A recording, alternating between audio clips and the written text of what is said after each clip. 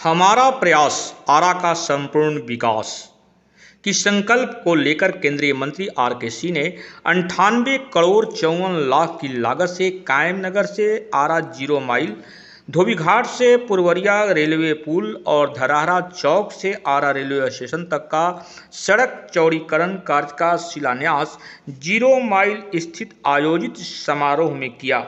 इस अवसर पर श्री सिंह ने कहा कि मेरा सपना है कि देश में प्रधानमंत्री और गडकरी जी के क्षेत्र को छोड़कर सभी सांसदों के क्षेत्र से ज़्यादा विकास हो।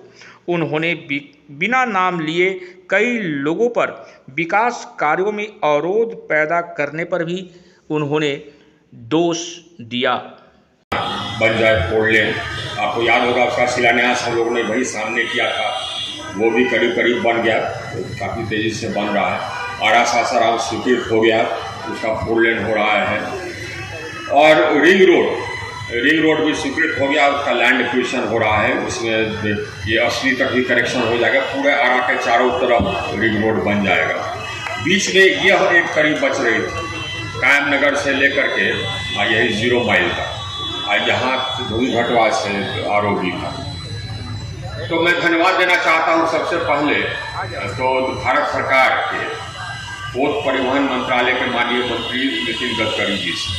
देखिए, हम आपको बता दें, तो ये एक नियम है कि कौन सा रोड का 4 लेनिंग हो सकता है, किस रोड के लिए वो पैसा दे सकते हैं, किस रोड के लिए पैसा नहीं दे सकते हैं। एक है लेफ्ट आउट पोर्शन, यानी कि नेशनल हाईवे का जो शेष अंश बच जाता है, जिसको कि 4 लेनिंग नहीं होता है, उसको लेफ्ट आउट पोर्शन। उसके लिए थोड़ा बहुत राशि देती है, बाकी ये भारत सरकार बाकी नहीं देती।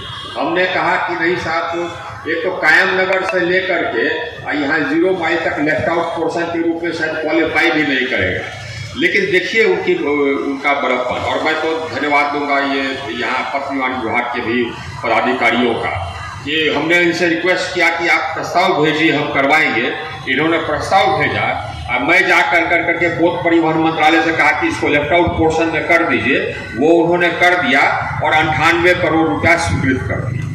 इसके अब क्या होगा कि जो हमारा बच गया था, ये 4 लेनिंग से ये 4 लेनिंग हो जाएगा। इसी तरह से धोबीघाटवा से लेकर के ओवरब्रिज तक जो ये जाम वाम लगता है, उस सब तो हम लोग सब वाकिफ हैं। विजय जी रोज हमको इसके बारे में चर्चा किया कर रहे थे, तो ये भी हो जाएगा। एक और भी हो जाता, अब वो भी हो ही गया। ये धरहरा से लेकर के शीश महल होते हुए ये क्या नाम है स्टेशन तक, ये है ये नगर निगम का पथ है। तो हमको मन था कि नहीं साहब, तो नगर निगम शायद उसको ठीक से नहीं बना पाए, जिसको RCD में दिलवा दें। तो हमने यहाँ से प्रस्ताव भिजवाया,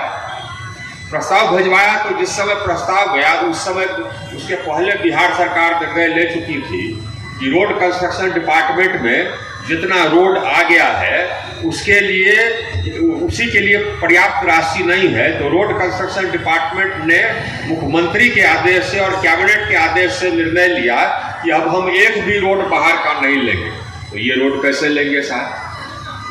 लेकिन खैर, हम तो वो पथ निर्माण विभाग में काम कर चुके थे, तो हमने उनसे निवेदन किया। मैं धन्यवाद दूंगा पथ निर्माण विभाग के पदाधिकारियों का और तत्कालीन मंत्री का, और मैं मुख्यमंत्री का भी धन्यवाद दूंगा, जो कि इस पॉलिसी निर्णय के होने के बावजूद उन्होंने उस पद को रोड कंस्ट्रक्शन डिपार्टमेंट में ले लिया। और उसके लिए अतिरिक्त राशि देने के लिए हमने विकास आयुक्त से कहा कि साहब आप उसके लिए अतिरिक्त राशि दे दीजिए। तो विकास आयुक्त विवेक सिंह, तो उन्होंने कहा कि ठीक है, हम दे देते हैं। वो भी हो गया, वो भी आज हो जाता। हालांकि उसका टेंडर अभी फाइनल नहीं हुआ, लेकिन वो भी आज शुरू हो जाता। लेकिन अब यही के एक नेता है जो कि जा करके मुख्यमंत्री के यहाँ बोले कि ना तो देखिए ये स्टेट फंड से बन रहा है, कैसे ये सांसद से लगा है। ऐसा हमको समझ में नहीं आता है साहब। अपने काम एकदम बिल्कुल धिक्कार है ऐसे लोगों पर, जो कि यहाँ का विकास हो रहा है। वो चाहते थे कि पूरा शिलान्यास का कार्यक्रम ही ये स्थगित हो जाए।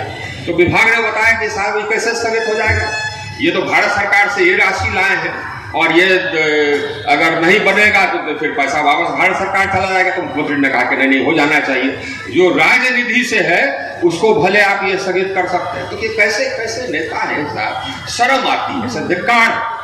अब इतने वर्षों से नेता लोग यहाँ रहे, कुछ किया नहीं, कुछ काम कर ले, अब उसके बदले में जहाँ काम हो रहा है उसमें रोड़ा अटकाते हैं। खैर चलिए साहब, ये एक चीज समझ लीजिए, किसी के रोड़ा अटकाने से रोड़ा नहीं अटकेगा।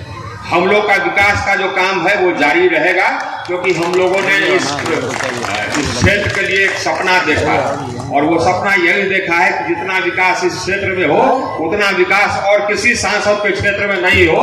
यही मेरा सपना है। हमारा सपना बहुत आसान है, बहुत छोटा सपना, बहुत बड़ा सपना नहीं है। इतना ही सपना है कि और किसी सांसद के क्षेत्र में प्रधान कृपा है, आप लोग का आशीर्वाद है, ये बना रहे। हम लोग का काम क्या है? हम लोग का काम तो यही विकास करना है, और आपका प्रेम है और ईश्वर की कृपा, तो हम लोग विकास करते चलेंगे। ईश्वर की कृपा रहेगा तो इसी तरह से हम लोग के विकास की गाड़ी आगे बढ़ती रहेगी।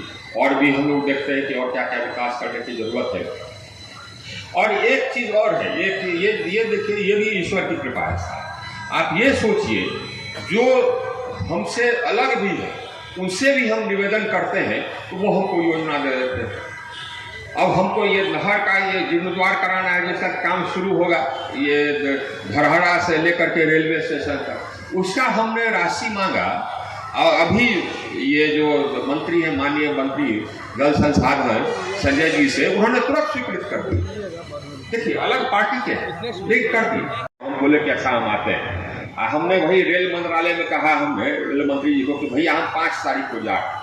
अब दो ही उपाय है, या तो 5 तारीख को स्टॉपेज हो जाए या हम भी धरना पर बैठ जाए। ये उन्होंने स्टॉपेज दे दिया, उन्होंने स्टॉपेज दे दिया। तो प्रेम है, लोगों का प्रेम है। अब हर पार्टी के, अब ये नीतीश कुमार जी को ही देखिए साहब, इन्होंने ये मेडिकल कॉलेज के लिए यूनिवर्सिटी का जमीन, जो कि और किसी को नहीं देते, किसी को नहीं देते, उन्होंने दे दिया, कैबिनेट से पास करा करके दे दिया। तो भाई अपना अपना है, लोग हमको प्रेम करते हैं, लोग हमको पसंद करते हैं, अक्रॉस पार्टी लाइन पसंद करते हैं। नीतीश कुमार जी करते हैं, लालू प्रसाद जी करते हैं, हमारे प्रधानमंत्री भी करते हैं। अक्रॉस पार्टी लाइन हमको पसंद करते हैं, आप लोग तो करते ही है। तो भाई ईश्वर की कृपा, और कुछ नहीं।